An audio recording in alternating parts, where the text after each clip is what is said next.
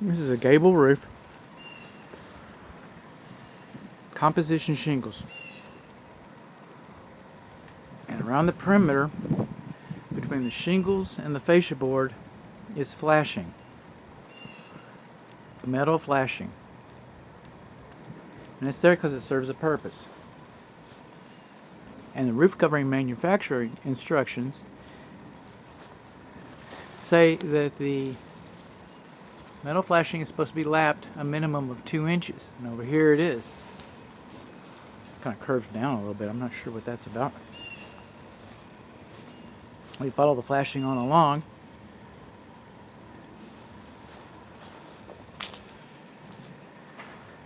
There it is. Gotta get the sun just right. This flashing right here is not gapped 2 inches, at least 2 inches. It's less than 2 inches. I'm not seeing any rain gutter on the house. Not required. Recommended.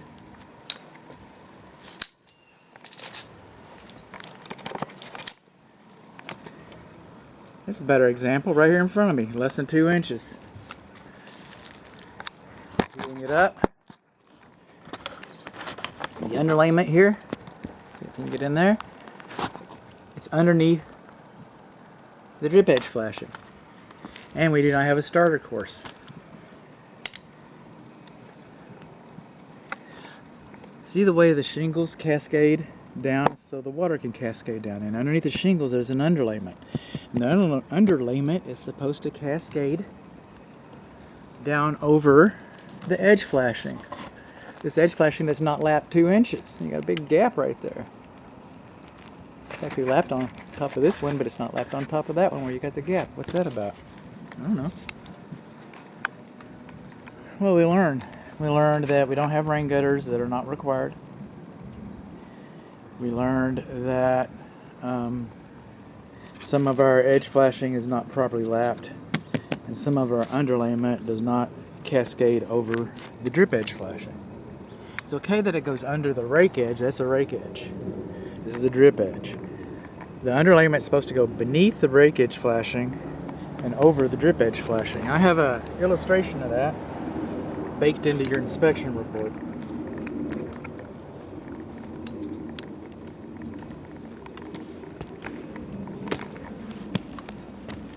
Alright.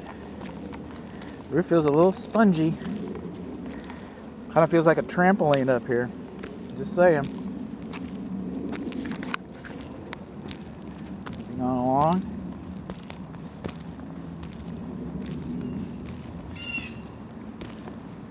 Exhaust vents and skylights.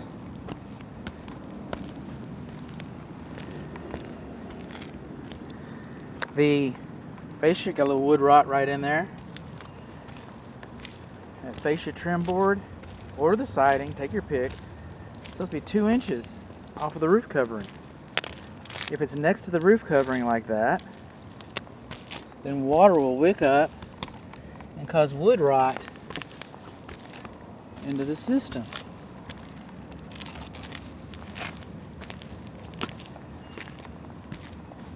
This is the kitchen vent fan.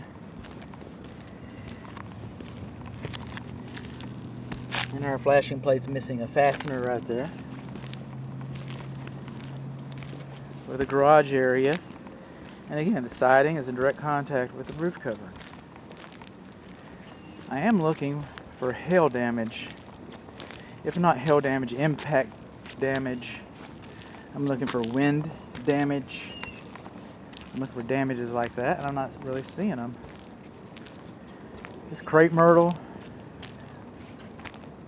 if you let it, it's going to destroy this roof. You can cut that tree back. That tree, hillbilly home inspection. You can cut this tree back so that it doesn't do this to your roof.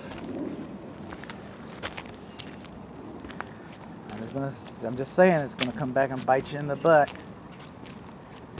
See, we got metal vents. Alright, and later I saw a clean out in the front yard in that later video where it's OSB, it's PVC, and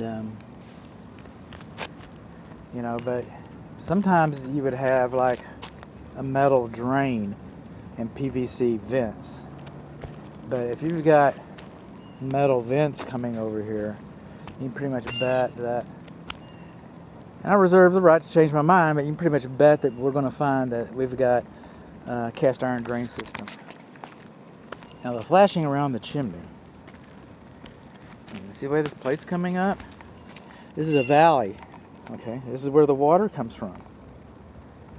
You think the water can go up underneath that curled up apron flashing?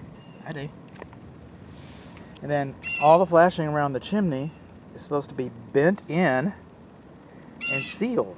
Do you think wind-driven rain can blow up in there? I do. That's what I think. I think it'll jump right up in there. Wind-driven rain can get in there? That's a cast iron soil stack, so we pretty much know. Now, a satellite dish, an antenna on your chimney, this is just like a sail. And the wind catches this and moves it and flexes it, and it stresses out your brick. You're not supposed to have anything like that. Satellite dish, antenna is not supposed to be mounted on your chimney.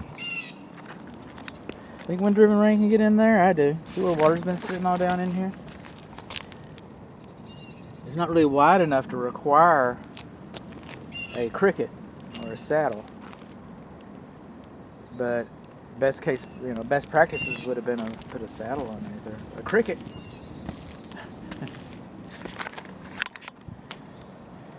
I don't know what's holding your fire screen up. And then your chimney crown has got cracks in it.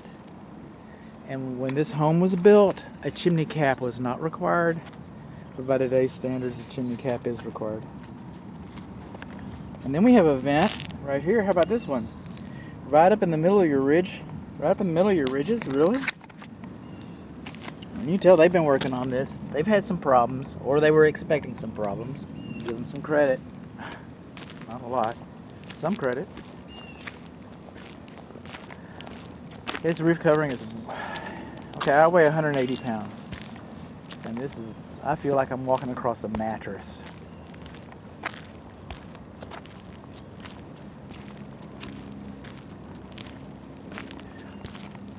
So what did we learn? We learned that our roof decking is way weak.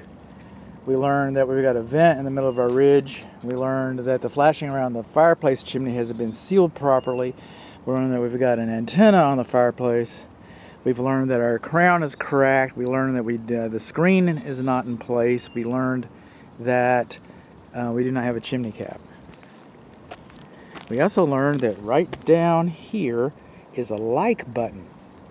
And if you think that I did you any good with this, don't hesitate to do that. And if you really have masochist tendencies, right down here is a subscribe button. So there's that. But again, are in direct contact with the roof covering.